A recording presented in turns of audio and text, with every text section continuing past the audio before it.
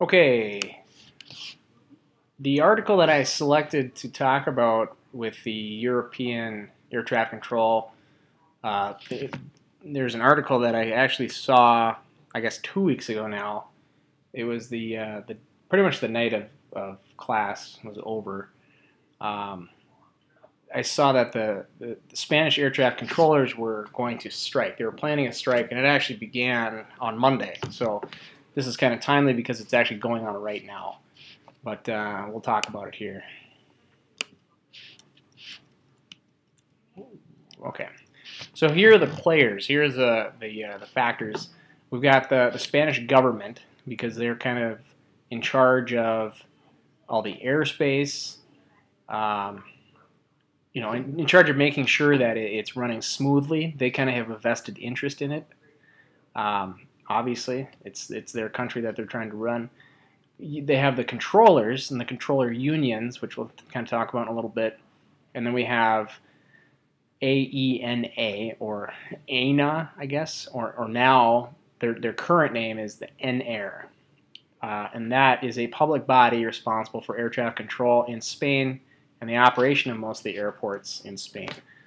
In fact, all but two. So it's quite a few airports. When you think about the airports in Spain, the larger airports, obviously they've got a lot of traffic. So this kind of all stems back from 2010, December in 2010. So this is quite a few, almost 5 years ago. The controllers were unhappy with working conditions, work schedules, and benefits. One of the articles, another article dealing with this, talked about abusive conditions. The December 2010 strike was considered a wildcat strike, meaning it wasn't organized by anybody. It was just they were just fed up and they just said, "Okay, we're done."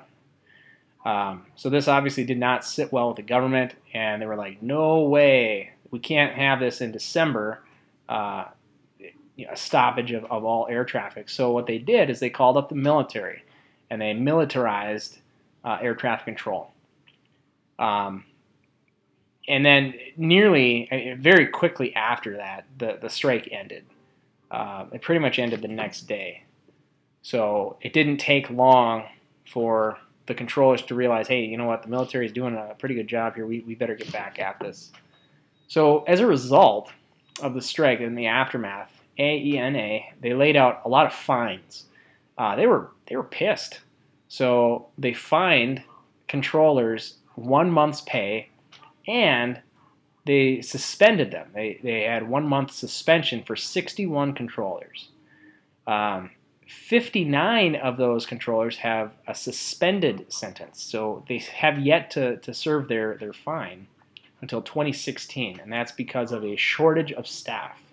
So they kind of have this looming over them, but they're not going to forget a 1 month suspension. So I thought that was very interesting. So that brings us up to today, or in our current period right now. The union that represents the controllers still isn't happy. They're not happy about those suspensions back in 2010. So they are organizing. Now it's not a wildcat strike, but it's an organized strike. But this is multiple days, and it's only a partial strike. It's not continuous. It's just partial. So they're going to do 2 hours at a shot, 2 times a day, every 2 days, starting June 8th.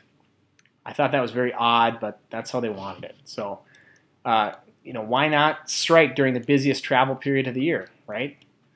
Because tourism is 10% of Spain's economy, and who doesn't want to go to the Spanish Riviera?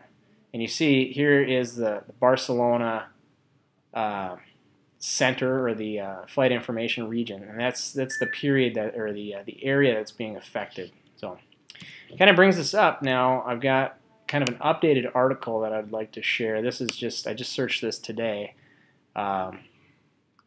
It sounds like they're starting. They're going to continue on Wednesday with partial stoppages from 10 a.m. to 12 p.m.